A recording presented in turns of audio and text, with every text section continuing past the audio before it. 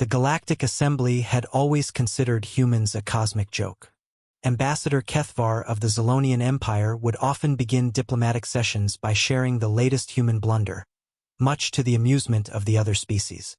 The humans, with their short lifespans and primitive technology, were barely worthy of a seat at the galactic table. They still use projectile weapons, Kethvar would chortle, his crystalline exoskeleton gleaming under the assembly hall's artificial suns. Actual metal bullets fired through chemical explosions.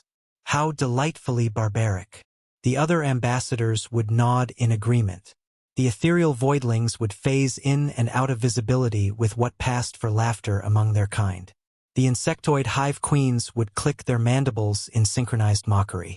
Even the peaceful Verdani, despite their diplomatic nature, couldn't help but rustle their leafy appendages in what resembled suppressed giggles. Commander Alex Morrison sat in the human delegation's corner.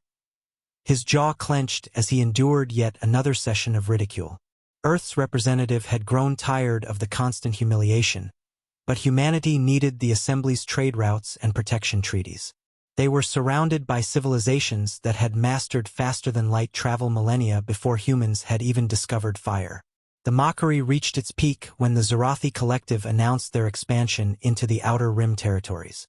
These territories happened to include several human colonies that had been established through decades of slow, methodical expansion using their primitive fusion drives.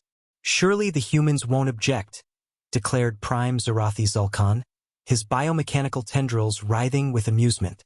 "Their little settlements can simply relocate. We'll even provide transportation on our superior vessels, though they'll have to endure the shame of abandoning their quaint rocket ships." The assembly erupted in what could only be described as galactic laughter. Some species produced harmonious tones, others created light displays, and a few simply vibrated their entire beings in mirth. Commander Morrison stood slowly, his weathered face betraying no emotion. "The human colonies will not be relocated." The laughter died gradually, replaced by confused murmurs. "Excuse me?" Zulkan's tendrils had stopped writhing. "Did the primitive just refuse us?" Morrison's voice carried across the vast assembly hall with surprising authority. "I said no. Those colonies stay where they are." What happened next would be recorded in galactic history as the moment everything changed. The Zorathi Collective, confident in their superiority, launched what they considered a police action against the human colonies. Their bioships, living vessels with regenerative hulls and plasma weaponry, approached the first human settlement expecting immediate surrender. Instead, they encountered something unprecedented in their centuries of galactic dominance. Resistance that hurt. The humans had taken their primitive approach to warfare and refined it with terrifying efficiency. While other species had developed elegant energy weapons and sophisticated shields, humans had perfected the art of making things explode very, very effectively.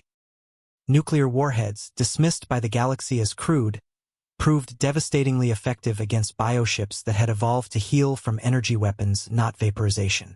Kinetic projectiles, traveling at relativistic speeds, punched through shields designed to deflect plasma and particle beams. But it wasn't just the weapons that shocked the galaxy, it was the humans themselves. Where other species had individuals pilots in sleek fighters, humans flew in coordinated squadrons, each pilot willing to sacrifice themselves for their wingmates. Where other species retreated when outgunned, humans adapted, improvised, and kept fighting with whatever they could find.